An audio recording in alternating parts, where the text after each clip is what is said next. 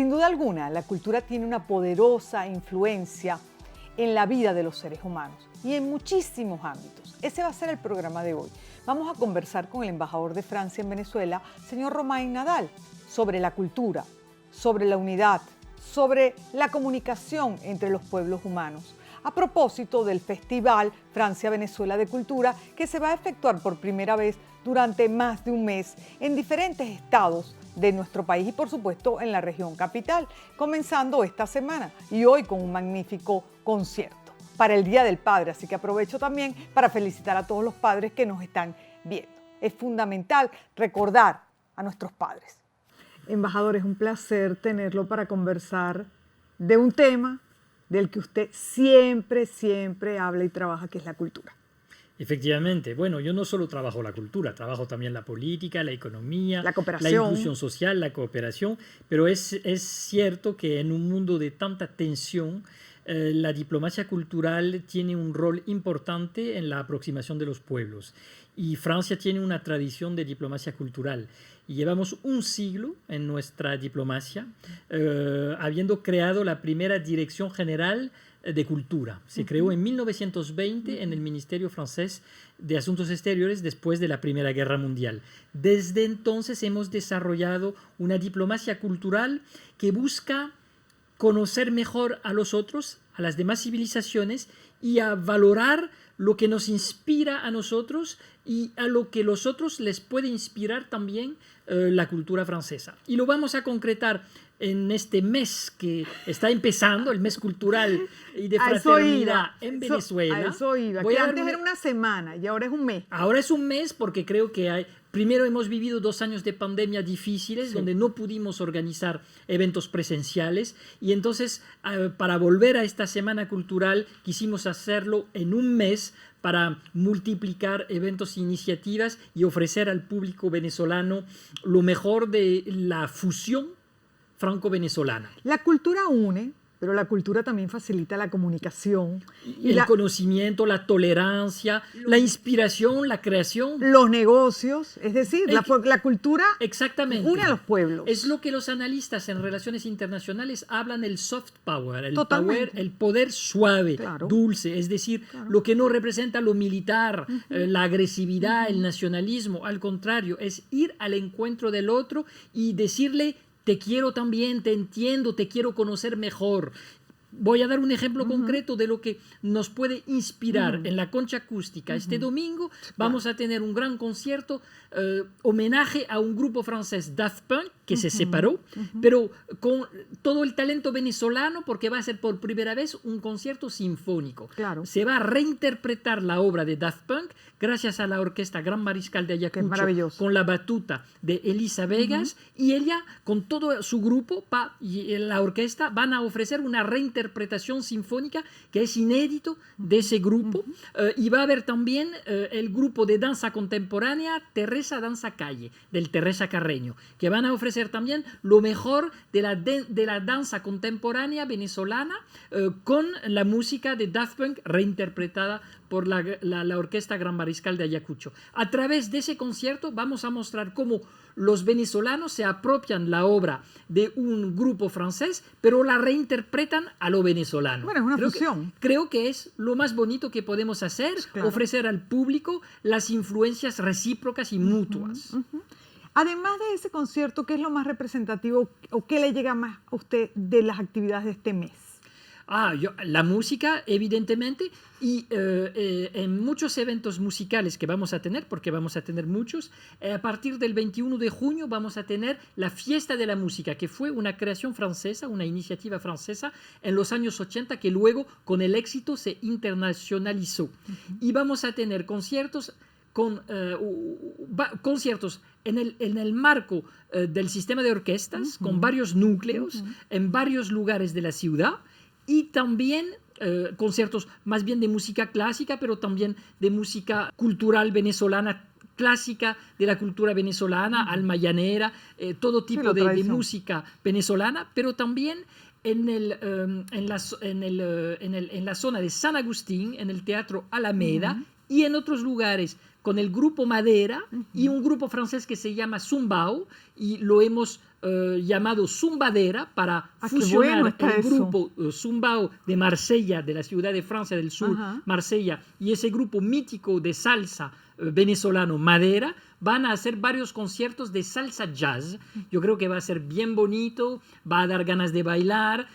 Corresponde a un momento en que entramos en el verano en Europa y aquí en Venezuela entramos también en un periodo de vacaciones y yo creo de ocio, pero de ocio con cultura, de vacaciones con cultura y con la voluntad de estrechar lazos a través de la música y del baile. Bueno, la cultura en todos los países del mundo bien desarrollado es fundamental, es tan fundamental como la política, como la economía, como las ciencias. Efectivamente, pero no son todos los estados que facilitan los conciertos, los intercambios entre músicos, y es lo que hacemos, no solamente a nivel bilateral Francia y Venezuela, pero lo hacemos también con la Unión Europea, con el Festival de Solistas Europeos que hicimos hace unas semanas y que fue muy exitoso en Caracas, y yo creo que lleva ya 8 o 10 años desarrollándose. Francia participa siempre con músicos jóvenes que vienen a tocar con músicos y orquestas venezolanas y de esa forma también invitamos a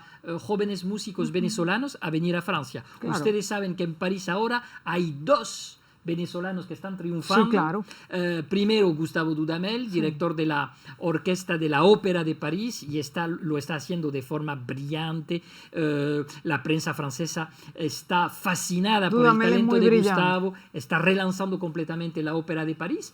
Pero otra persona que menos conoce el público que está naciendo es como esa orquídea, una joven venezolana, una joven yaracuyana, que vino, ganó el concurso de la maestra de París, de jefa de orquesta, dirige una de las orquestas regionales de Francia, fue la primera mujer de color en dirigir una orquesta en Francia. Y con mucho esfuerzo, además. Y somos muy orgullosos de ella. Por supuesto, es venezolana, es alumna del sistema y está ahora completando su formación en el Conservatorio de París. Pero Así además que, de músicos, pintores, hemos tenido una historia sí, de mucha vinculación por supuesto, cultural. En los jóvenes artistas venezolanos que están triunfando también en París y desarrollando una obra extraordinaria está Elias Crespin, un joven ingeniero venezolano que crea creaciones móviles automatizadas y es el primer artista latinoamericano que el Louvre le pidió una obra genuina que se llama L'Onde du Midi para una gran escalera del Museo del Louvre. Se inauguró ya hace unos años y yo tuve el gran honor de poder visitar esta obra con él en el Museo del Louvre y es absolutamente fantástica. Luego me invitó en su taller en las afueras de París, que visité también. Todo esto lo puse en mis redes sociales, hice pequeños reportajes. Nosotros le hemos hecho reportajes también. Y Elias Crespin es un artista absolutamente genial que lleva lo mejor de Venezuela, la tecnología y la creación artística. Y une esas dos tendencias. Es un artista renovador de la corriente cinética, pero la nueva ola del cinetismo venezolano. Bueno, seguimos teniendo artistas plásticos y músicos fabulosos, porque este es un país de gran talento cultural que usted lo ha podido apreciar y además lo ha podido difundir. Y yo llevo 5 años de embajador en Venezuela, es decir que en 5 años he a lo largo y ancho del país visto esa creatividad venezolana en todos los ámbitos artísticos y culturales. Y ha podido ver también las potencialidades, no solo humanas, sino geográficas del país, porque usted escribe mucho sobre las potencialidades del país y en la visita de los distintos espacios y los distintos estados se ha dado cuenta la riqueza de nuestra tierra. Sí, porque cada vez que visito el país, y Venezuela es un país que tiene paisajes majestuosos, grandiosos y muy impactantes. Por eso yo hago reportajes, porque cuando sube uno al Roraima, que es una semana de excursión con grupos pemones, nadie puede, no solamente es inolvidable, pero el impacto, yo diría, de esa geografía sobre tu mente, sobre tu físico, es enorme. Claro. Y yo lo viví como una especie de transformación personal, porque vi la naturaleza de forma distinta. Cuando alcanzas esa altitud, cuando subes a un tepuy de ese tamaño, con la dificultad que eso representa, el esfuerzo físico, lo hice con mi hijo para una Navidad.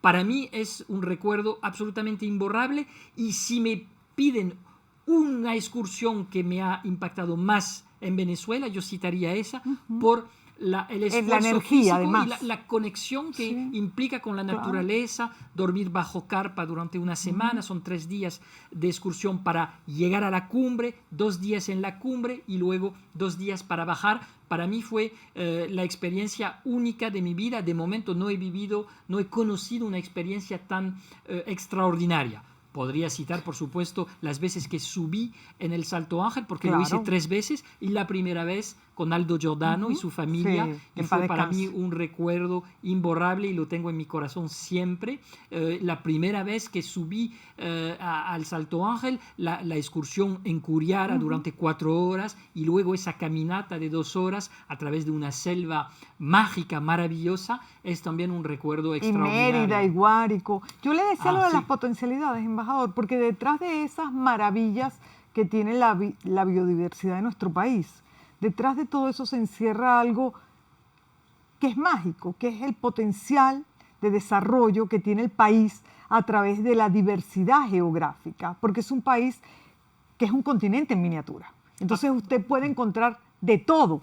Absolutamente, y es un país de grandes ríos. El Orinoco, por ejemplo, es una experiencia fascinante, viajar por el Orinoco, y la conexión con una naturaleza en muchos de los casos virgen, protegida, porque la población venezolana es, en comparación con el tamaño del país, al fin y al cabo, bastante reducida, porque el país es grande y los venezolanos son 30 millones, es decir que hay muchos espacios en Venezuela donde hay poca población. Yo lo vi en Apure, por ejemplo, que fue también una gran experiencia para mí. Hace unos meses tuve el privilegio de poder ir a Apure a celebrar el 20 aniversario de una escuela fundada por profesoras del Colegio Francia de Caracas, la escuela de los llanitos.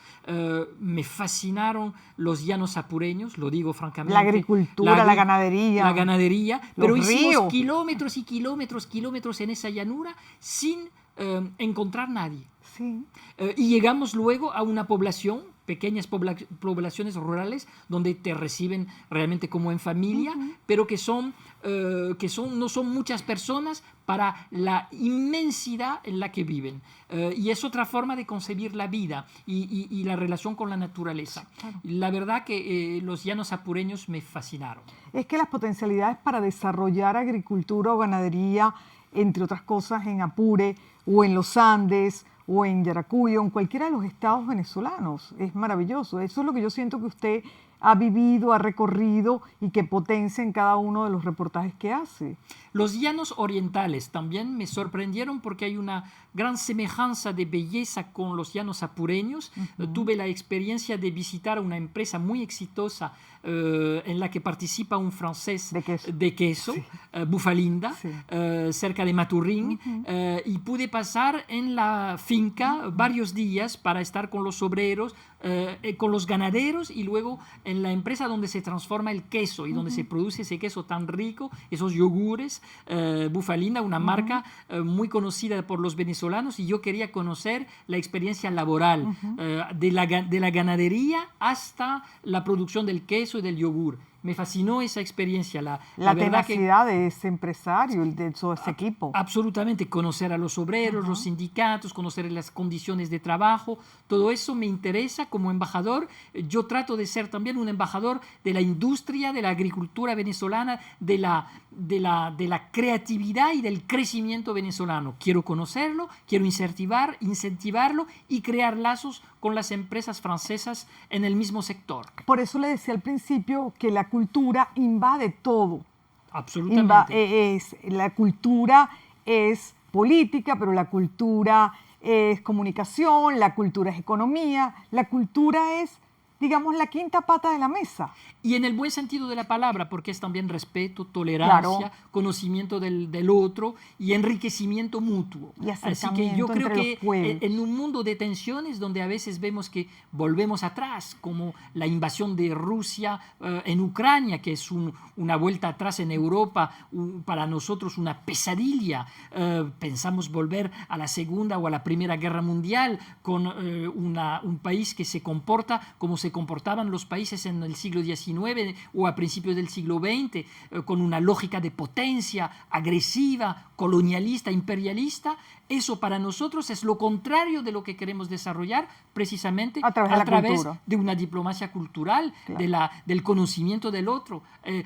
Al contrario, la invasión de Ucrania es la negación del otro. Tú no existes, tu cultura no cuenta, solo cuenta Rusia. Al contrario, para nosotros, a través de ese festival de un mes, queremos mostrar que entre Francia y Venezuela nos une la cultura, la tolerancia, la creación, la creatividad.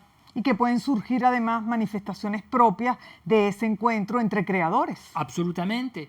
Pueden surgir a través de eso conferencias de debate de idea, obras plásticas, obras musicales.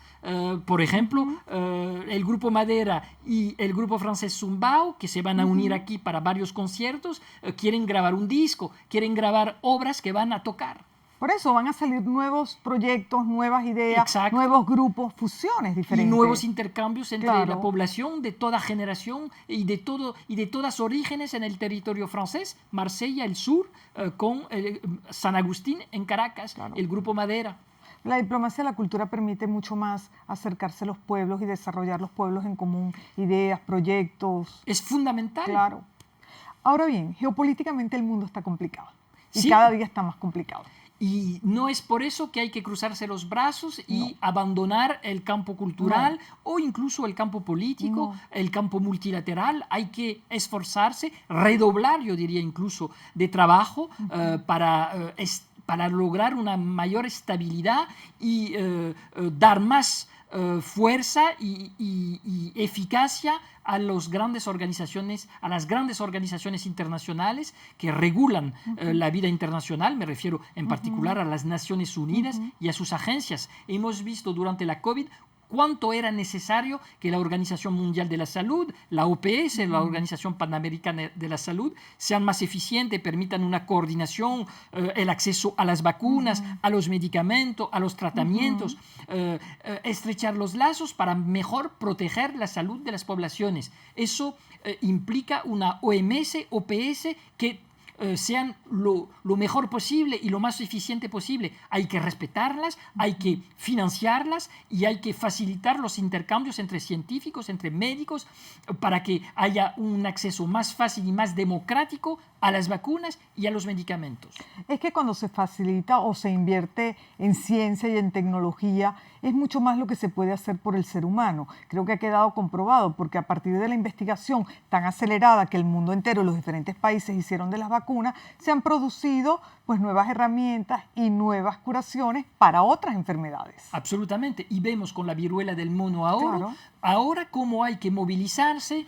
Se sabe que ya hay tratamientos, hay vacunas que pueden ser eficaces, y eso implica no un nacionalismo científico, sino al contrario, un compartir científico, para permitir a los pueblos que no tienen acceso a las vacunas que pueden ser eficaces, pues tengan acceso, que circulen los tratamientos para que todos puedan estar protegidos de forma igualitaria. Y eso implica instituciones internacionales eficaces.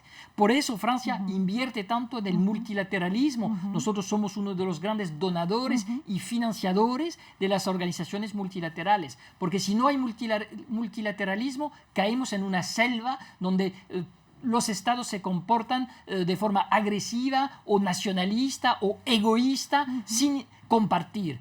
Nuestra humanidad implica una fraternidad. Mucho más hoy en día, porque además a las puertas de una tercera guerra, como usted mencionaba, pero sobre todo con las conflictividades que han aumentado en muchos de los países del mundo, y ha aumentado también la conflictividad externa, pues bueno, algunos países pudieran estar al borde de un colapso por las situaciones internas y externas, y eso puede traer nuevos ciclos históricos y nuevos cambios en la geopolítica mundial. Entonces puede seguir aumentando la conflictividad. Más que nunca es importante los organismos multilaterales. Por ejemplo, vemos que el señor Putin en Rusia apuesta sobre una hambruna mundial a causa de la escasez de cereales, porque sabemos que Ucrania como Rusia son grandes productores de cereales, en particular Ucrania, y él bloquea la circulación de las cereales producidas en Ucrania, y lo que busca es un colapso alimentario mundial.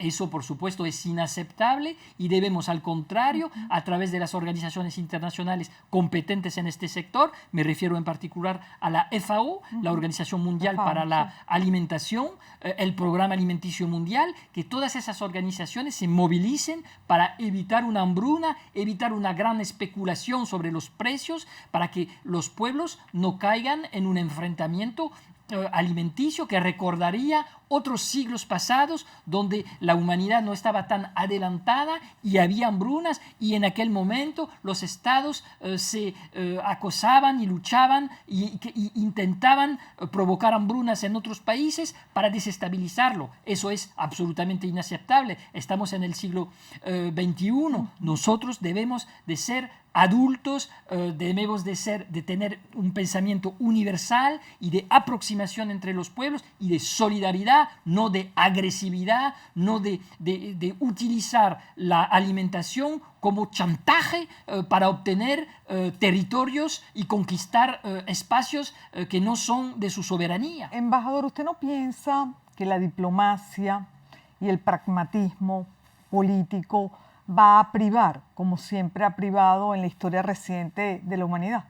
Ojalá para un diplomático el trabajo es permanente, porque las amenazas son permanentes, los retos, hemos visto cómo la pandemia hace 2 años golpeó a la humanidad y tuvimos que trabajar juntos para encontrar vacunas, permitir el acceso a esta vacuna, democratizar el acceso a los tratamientos que se descubrieron, tuvimos que trabajar juntos para intercambiar información, conocer mejor esa enfermedad, saber cómo evolucionaba la enfermedad. Eso implicó un gran trabajo de solidaridad, de intercambio de información, de tratamientos.